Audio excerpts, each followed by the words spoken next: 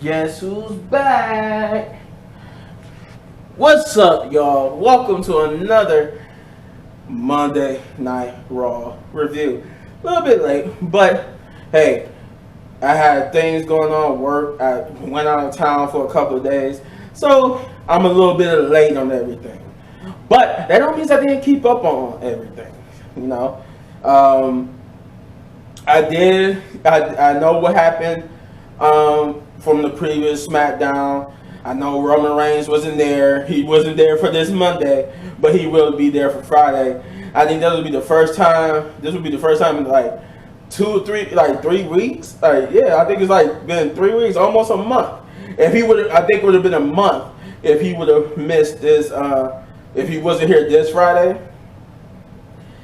but appear next week, that would have been a month that he's been going off TV. Because it would have been 4 weeks. It's been 3 weeks.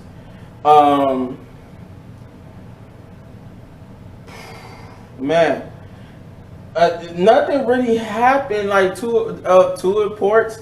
No, the whole Jeff Hardy thing. You know, I mean, it's some more storylines that they did move, but this episode of Monday Night Raw just felt more like a filler. You know, I don't know what else to say about it. Like, they moved some stories along, but it really didn't do nothing for me. And it really revealed that this whole thing, like they revealed that when Roman, they did reveal through backstage, you know, reports and stuff, that Roman was supposed to be, when he became the unified champion, the plan was that he was supposed to be appearing on both Raw and SmackDown more frequently.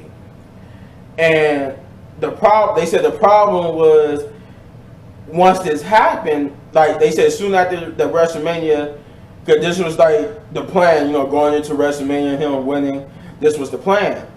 But he signed his new contract after WrestleMania, and his new contract actually had him for lesser dates. Because according to what I heard, Roman only got one time he's going to be on Raw this summer, and that's at the Madison Square Garden. I think they said that's the one before SummerSlam. Is it? Yeah, I think it's the Madison Square Garden one, and that was before SummerSlam. But this episode just shows. I'm gonna get into it a little bit later, but it shows how bad unifying both titles are. Cause they even saying, like, they even admitting now that this was a kind of a bad idea. But they kick it off with the Miz promo with him having Paul Heyman as his special guest. And basically he did the Miz thing, ran down his accolades, promoted Miz and Mrs., who had a new episode right after the show.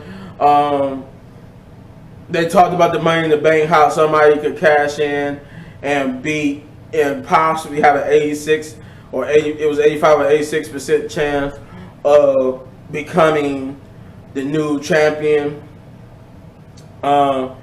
It doesn't, the Money in the Bank at least for the men's, doesn't feel quite as important anymore, because there's only one champion. Whereas it was two champions, you know, somebody who you knew they wasn't gonna cash in on, somebody who was a great possibility of being cashed in on, but now it's just one person, which means that whoever wins the Money in the Bank, they're gonna hold it until if they're gonna be the person that's, because you could tell who's gonna be successful and who wasn't. Like when Otis won, you could tell they really wasn't gonna push him and make him become world champion. That's how you knew he was gonna lose it to the Miz. But it just don't feel important here. Riddle comes out because Paul Heyman says he got like a little stipulation, and he basically comes out and tells him he doesn't care about the stipulation or the bloodline, that it's not just gonna stop him from coming after Roman Reigns and taking that title, because you would have to kill him to stop him. And Paul Heyman revealed that not only will he not be, not only will he not be Roman, but the stipulation, he did tell him, if you win, you become the WWE Undisputed unified WWE champion, Universal champion. And he said, but when you do lose, the stipulation is that he as long as Roman is champion, Riddle will never be able to challenge for the title, which we already know he's going to lose because they said they already got the next 3 people planned to be, and by him winning and having an opportunity to go after Roman Reigns, this proves the rumors true that it was going to be Riddle, Randy, and then Drew. So we already know Riddle is going to lose because Randy is Roman's next opponent, and then Randy's going to lose, and then Drew McIntyre is his next opponent. But we don't know beyond that. Paul Heyman brought out the Usos, who was supposed to try to beat up Riddle, but the Street Profits will come out to even the odds, or not even the odds, but to keep them off of Riddle. And thus we got the first match of the night, which was Montez Ford versus Jimmy Uso. The match was good in itself. It was a great way to start off the night. A little bit of a turn play here where the Street Profits won via countout to get their championship opportunity. Jimmy Uso would take the victory here in a great match, and it was a great way to build up some storyline hype / tension / feud juice for the two.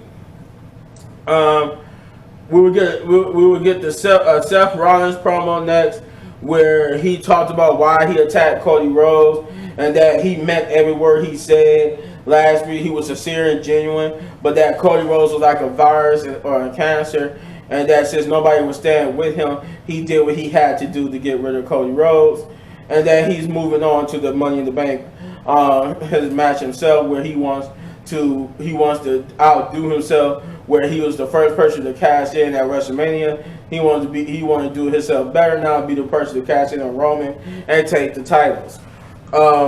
He would get ambushed by AJ because it was revealed that AJ later on the night it would be AJ and him in a Money in the Bank qualifying match. AJ would also tell Seth that the reason why he attacked him to his face, why he attacked him doing his promo, was for Cody Rhodes.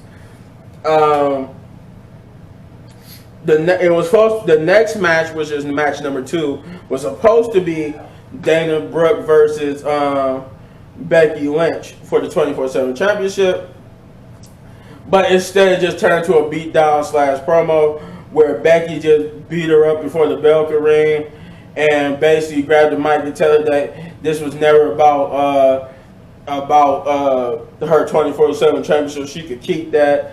She just wanted to make a point, and she wanted to beat her up, and she talked about how she basically is going to go to Money in the Bank and grab the briefcase herself, because last time she was in the match, she got screwed. She got screwed out of her opportunity to win that match because she was going to win it, and she beat up Dana Brooke some more, but the referees would finally get a hold to the situation. And as she was going up the ramp talking smack, that said person who stole that opportunity from her was who came out none other than Alexa Bliss. Alexa Bliss, they even showed the replay of that match where Alexa Bliss was the one who, when Becky was about to climb and grab the briefcase, Alexa was the one who knocked her off the ladder, climbed up and got the briefcase herself. So the next match we end up really getting was Liv Morgan and Alexa Bliss versus Doudrop and Nikki Ash. Winning team will be added to the women's Money in the Bank ladder match.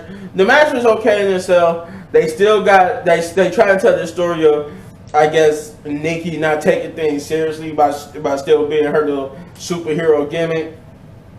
And that would be the downfall of this match, as she would do one too many poses, taking her eyes off the prize, and get pinned by she would get pinned and beat by Alexa Bliss. Meaning that both Alexa Bliss and Liv Morgan are now officially in the women's Money in the Bank ladder match, which comes now to the grand total of 3 women who have qualified so far: Lacey Evans and Alexa Bliss and Liv Morgan. Then we will get another match right after this, which was Kevin Owens versus Ezekiel.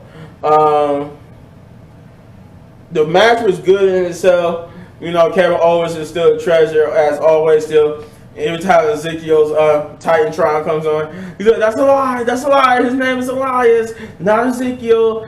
And that played into how he lost the match, because they had a good match. They fought outside, but Ezekiel would get into the ring during the count, and as he was getting ready to, one of the announcers actually said, called Ezekiel, Elias Ezekiel, which caused him to go on a tirade and yell at the announcers saying that's a lie. His name is not Ezekiel. Thus, he getting counted out, which angered him. Which Ezekiel revealed that Elias will be coming next week to perform his musical, to do a performance in celebration of Ezekiel, I guess.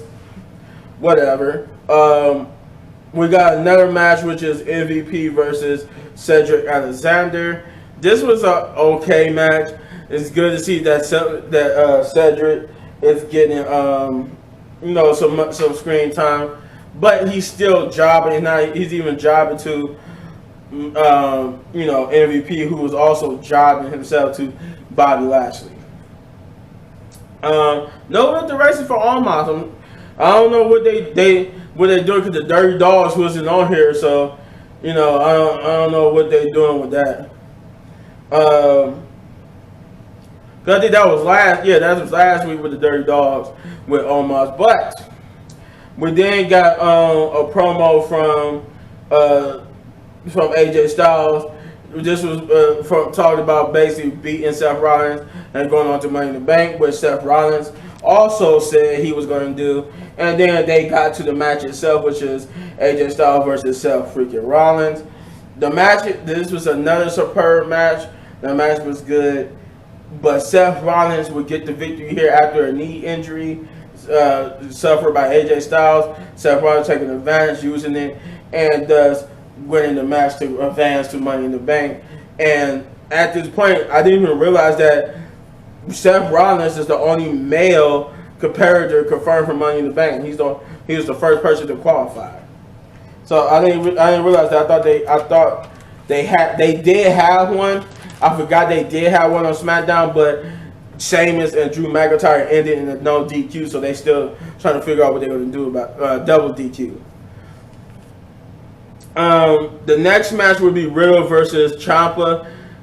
This match didn't do nothing but really give Ciampa some screen time and Riddle some more momentum. Ciampa jobbed here, and Riddle got the win. I just feel sorry for Ciampa, because he's a great competitor and former multi-time NXT champion, but here he's treated just like a jobber and really a person with no real direction. We got Bianca Belair promo where she basically came out and said that she respected the old version of Rhea Ripley, but this version of Rhea Ripley that joined the Judgment Day, she doesn't know who this person is, and that she's become like this vicious, brutal person. But it doesn't matter, because she's still the toughest, the bestest, the strongest, and that she still will walk out Money in the Bank with her championship. But Judgment Day themselves will come on the screen and basically tell Bianca about themselves along with Rhea, basically running down that this new version of her is the better version of her, and that she will walk out Money in the Bank with the Raw Women's Championship. Then we got the next match, which is Chad Gable versus Mustafa Ali. Not really much to say here. It was just a great match, a great performance from Chad Gable as always. He always has a superb moveset and a superb performance. But he shockingly got the victory here. So, like I said, probably the best thing about it was that he got the victory. The next match, which you could consider the main event match, because this was the last match of the night, was Rey Mysterio versus Veer Mahaan. Rey Mysterio put up a good fight against Veer, but Veer took the victory here, as you thought he was.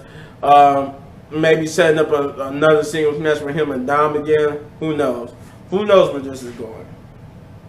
And then, last but certainly not least, because this was the worst way to end the show, the main event was with Bobby Lashley versus Austin Theory in a pose down match.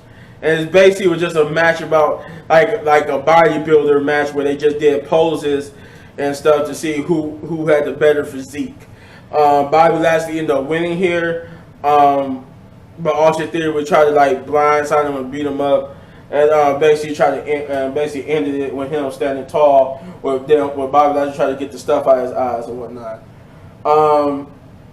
I feel sorry for Bobby Lashley because he stated that he wanted to become, the unified champion himself, but they relegated him to having a feud with Austin Theory for the United States Championship, which they're not going to take off of Austin Theory. But I don't know, man. That was the worst main event ever.